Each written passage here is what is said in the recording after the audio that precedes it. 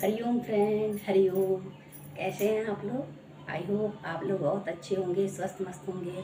और सुबह की गुड मॉर्निंग। असफलता एक ऐसी चुनौती है जिसे हमें स्वीकार करना पड़ता है कि हाँ, मेरे साथ ऐसा हुआ है।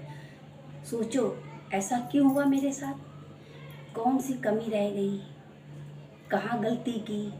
ऐसा क्या हुआ जो मेरा बिजनेस चौपट हो गया, मेरा ये काम नहीं बना?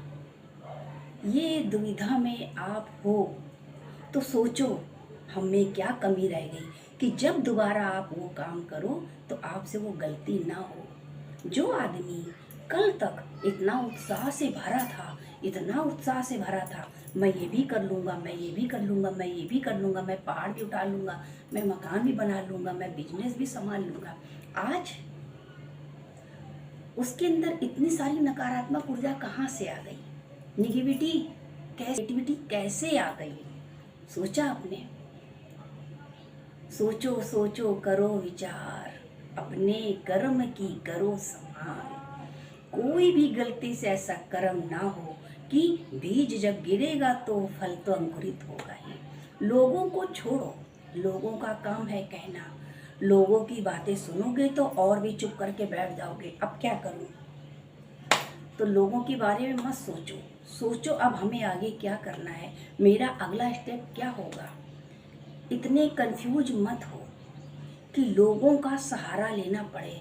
सोचूं, ये मिल जाए तो इससे पूछ लूँ, ये मिल जाए तो इससे पूछ लूँ, इससे पूछ लूँ। क्या आप सोचते हो आपको कोई राइट सजेशन देगा? नहीं नहीं नहीं, कोई नहीं देगा। इस संसार में ऐसा कोई है ही नहीं जो आपको राइट सजेशन दे। इसलिए जो आदमी अपने राइट सजेशन खुद नहीं लेता है ना, तो जीवन भर रोता रहता है, बिलखता रहता है, परेशान होता रहता है और हर किसी से यही कहता है, काश ये समझौता मैंने किया होता, ये काम मैं अपने मन से करता, शायद मैं कर लेता तो आज मेरा ये हाल ना होता, शायद ऐसा कर लेता, शायद वैसा कर लेता, शायद ऐसा। केवल शायद में उसकी सुई अटक जाती है। तो ये शायद हटाइए और अपने फैसले खुद लीजिए। जिसके फैसले दूसरा लेता है तो उसकी रिमोट उसके हाथ में होती है, क्योंकि सारे फैसले वो ले रहा है, कर आप रहे हो तो वो आपको चलाएगा। इससे अच्छा है अपने फैसले भगवान पे छोड़े और कर्म करें। पांडवों ने भगवान पे छोड़ा, किसी भी तरह उन्होंने युद्ध जीता हो, कूटनीति से, रणनीति में उन्होंने जो युद्ध जीता, तो उनको ऐसा करना चाहिए नहीं करना चाहिए ये तो नहीं मालूम, लेकिन पांडव को जिताने के लिए उन्होंने क्या क्या नहीं किया। यहाँ तक कि उन्होंने शंख भी बजा दिया कि द्रोणाचार्य पूरी बात सुन ना पाए, उन्होंने शंख बजा दिया। तो फ्रेंड्स, जब युद्ध हो रहा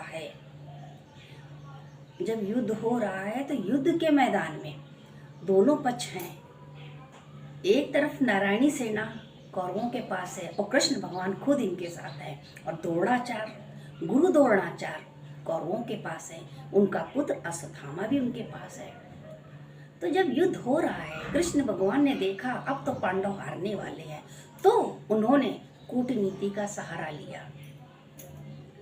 उन्होंने कहा युधिष्ठिर से, आप बोलो अश्वत्थामा मारा गया। वो कभी झूठ बोलते ही नहीं थे।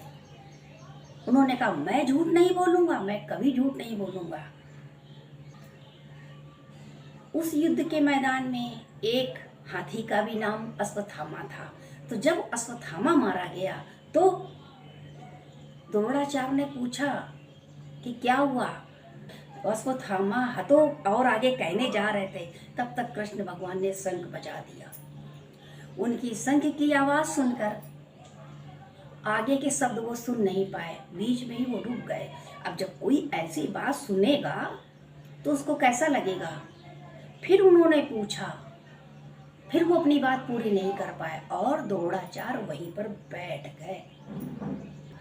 तो फ्रेंड्स, जब द्रोणाचार्य कितने बुद्धिमान, हर कला में निपुण, जब वो जरा सी परेशानी आने पर, जरा सी नहीं, उनके ऊपर तो बहुत बड़ी परेशानी थी कि अश्वत्थामा मारा गया, भले झूठी सुना लेकिन उनको तो सत्य लगा ना। सिचुएशन सिचुएशन जब ऐसी बनती है तो लोगों का ख्याल बदल ही जाते हैं।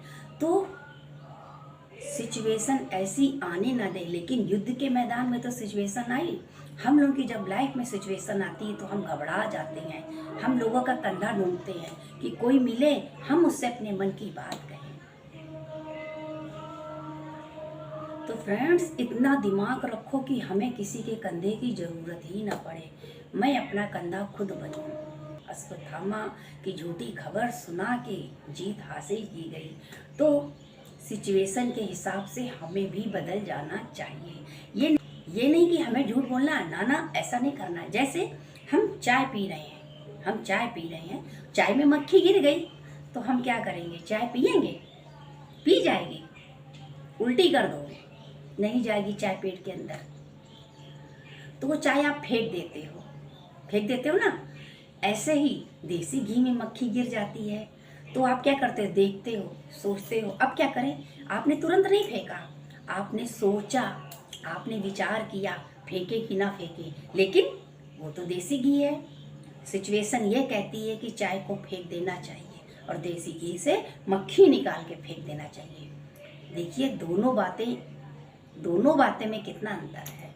वो चाय फेंक दी, इधर से मक्खी फेंक दी। तो जब सिचुएशन ऐसी आए तो अपने आप को संभालना है। कोई ताने दे, कोई टाइट कसे, मैं क्यों रोऊं? फैसला मेरा था, मैं पास हूँ या फेल, हमें कोई दुख नहीं होगा। लेकिन लोगों के फैसले हम माने और फिर हम हार जाए, फिर हमें दुख होगा। इसलिए आप अपने फैसले खुद लो। कभी कोई दुविधा आए, बैठकर सोचो और थोड़ा समय दो कि ये जो दुविधा में मैं फंसा हूँ इससे कैसे निकलूं। तो आप ना सोचो कि क्या करूँ क्या ना करूँ, ऐसा करना चाहिए नहीं करना चाहिए। आप गूगल सर्च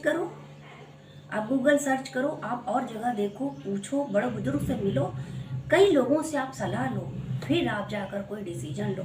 ऐसा ना हो आप डिसीजन जल्दबाजी में ले लो, बाद में आप सारी ज़िंदगी पछताते रहो, काश ये क्या हो गया।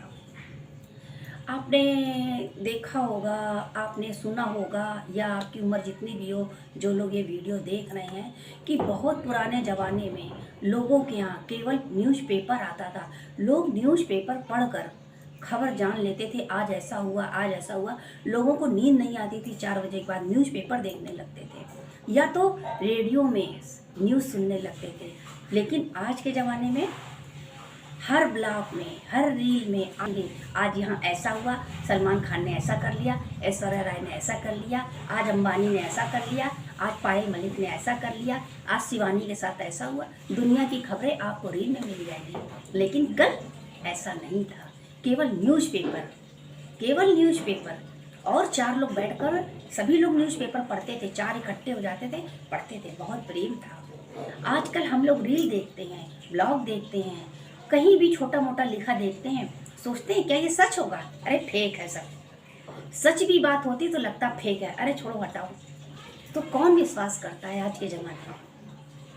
कौन विश्वास करता है? आज इस ज़माने में कोई द्रोणाचार तो है नहीं जो कोई कह देगा अश्वत्थामा मारा गया और वो सोच लेंगे, डर के बैठ जाएंगे। और ये ज़माना दूसरा है। उन्होंने झूठ नहीं बोला, बीच में स्वयं की ध्वनि की आवाज़ से वो आवाज़ दब गई, इसलिए ऐसा हुआ।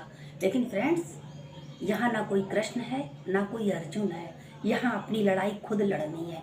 यहाँ कृष्ण भगवान हमारे लिए नहीं आएंगे, हमको खुद कृष्ण को बुलाना पड़ेगा। उन्होंने कौन कौन सी लीलाएं रची, तो उस लीलाओं को हम देखेंगे, फिर समय आने पर करेंगे। हमारे पास भी कोई बुरा समय आता है तो फेस करें, फेस करने के बाद निर्णय लें, हमारा निर्णय सही है या नहीं सही है, राइट है या रॉन्ग है, हमें करना चाहिए या नहीं करना चाहिए, इसको करने से क्या लाभ होगा, क्या हानि होगी। तो फ्रेंड्स, बहुत सारे विचारों को यहाँ रख के आप अगला कदम उठाइएगा, क्योंकि आपके एक गलत कदम से सब कुछ बेकार हो जाएगा, इसलिए हर कदम को सोच विचार कर उठाएं। आप बिजनेस करते हैं, आप बिजनेस में फेल हो गए तो केवल आप नहीं फेल हुए, आपका पूरा परिवार फेल हो गया।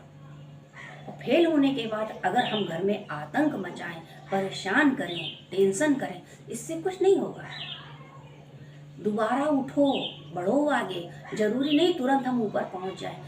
एक चाय बेचने वाला इतने ऊपर पहुंच सकता है और एक ऊपर बैठा नीचे आ सकता है। तो ये समय का पहिया है, घूमता रहता है। तो उनके साथ हुआ, हमारे साथ हुआ, आगे न जाने कितनों के साथ होगा। तो हम क्यों रोएं, क्यों चिल्लाएं, क्यों परेशान हो, क्यों टेंशन में आए। हम अकेले नहीं हैं जो मेरे ऊपर परेशानी आई। द्रौपदी के 5 पुत्र की जब हत्या हुई तो क्या वो पट्टी बांध लेती? उनसे पट्टी बनती? उन्होंने पट्टी नहीं बांधी, बल्कि उन्होंने एक डिसीजन लिया। अरे अर्जुन से बोली, अरे तुम गुरुपुत्र को क्यों लेकर आए हो, वो भी इस तरह बांध के खींचते हुए, तुमको लाज नहीं आई? अरे ये तो गुरुपुत्र है, माना गुरु है। उन्होंने बोला था ना कि आप इनको सजा दो, मैं लेकर आऊंगा। जब द्रौपदी ने बोला इनको आप खोलिए, अर्जुन ने कृष्ण की तरफ देखा, कृष्ण ने इशारा किया, खोल दो इनको। तो फ्रेंड्स, सिचुएशन के हिसाब से हमें हर जगह बदलना ही पड़ेगा। माना सिचुएशन में जैसे कि किसी की डेथ होती है, तो क्या हम चमकीली साड़ी पहन के जाएंगे या खूब मेकअप करके जाएंगे? वहाँ तो हम सादगी से जाएंगे ना। और जैसे किसी की शादी ब्याह है, हम वहाँ जा रहे हैं, तो क्या सफ़ेद कपड़े पहन के जाएंगे? हम तो वहाँ फिर अच्छे से बन के जाएंगे ना। तो देखिए ना, देश पात्र काल देख कर ही सारे काम होते हैं। जिसने देश पात्र काल नहीं देखा, समय बेसमय काम किया, समय की वैल्यू नहीं करी, हर आदमी अपना समय बर्बाद करा। कुछ लोग तो काम में लगे 24 घंटा हर समय हर आदमी फ़ोन में लगा है। किसी को ज़रूरत है, किसी को ज़रूरत नहीं है। थोड़ी देर फ़ोन हम देखते रहते हैं, थोड़ी देर बाद रख देते हैं, फिर सोचते हैं अरे बड़ी देर हो गई, फिर फ़ोन उठाते हैं। तो किसी को तो ज़रूरत है फ़ोन की, किसी को ज़रूरत नहीं, उसको रील बना कुछ भी करना है। आज के ज़माने में जैसा चल रहा, लोग चल रहे हैं और वैसे हमको भी चलना है। लेकिन सब नहीं चलते हैं, भेड़ के पीछे सभी नहीं जाते हैं, कोई कोई भेड़ के पीछे चलता है, जिसको बोलते हैं भेड़ चाल। भगवान ने मनुष्य शरीर दिया है, इसकी वैल्यू करें और हर कदम सोच विचार के उठाएं कि ऐसा करने से क्या होगा। हम ऐसा काम करेंगे तो मेरे बीवी बच्चों को कितनी परेशानी होगी, कितनी टेंशन होगी। अगर आप सक्सेस हो जाते हैं तो सबसे ज़्यादा खुशी आपके परिवार को होती है, क्योंकि परिवार ही दुखी रहता है। आप सक्सेस हुए या अनसक्सेस हुए, दोनों ही हालत में आपके परिवार के ऊपर असर पड़ता है। तो ऐसा कोई काम ना करें कि आपके परिवार के ऊपर असर पड़े। और इस विपदा से आप बचें तो सही समय पे सही सिचुएशन लाएं। सिचुएशन कैसी भी आए, लेकिन आप सही समय लेकर आए, दुविधा में मत फंसें, राइट सजेशन लें, खुद को मोटिवेट करें। आगे मुझे क्या करना है, किसी के कहने से इतना भी मत चले, इतना भी ना चले, यहाँ तक कि जरा सा खिसके भी ना। हम हारेंगे या जीतेंगे ये मेरे ऊपर निर्भर करता है। कम से कम हमें दुख नहीं होगा कि मैं हार गया, मैं जीत गया। बाकी तो भगवान बैठे हैं, क्या सही है क्या गलत है, सारे निर्णय खुद करेंगे। और फ्रेंड्स, आपको ये ब्लॉग कैसा लगा आप लोग कमेंट में बताइएगा। मैं आपसे नेक्स्ट ब्लॉग में मिलती हूँ, तब तक के लिए अनीता सन का सभी फ्रेंड का हरिओम। और कल राखी है, सभी लोग राखी बांधेंगे और सब लोग वीडियो डालेंगे। मैं सबके वीडियो देखूंगी, आप कमेंट में देखिएगा जो मेरे से जुड़ा है या नहीं जुड़ा है। जब मैं मोबाइल उठाती हूँ मैं सबके वीडियो देखती रहती हूँ, जब समय मिलता है। तो फ्रेंड्स, हरिओम।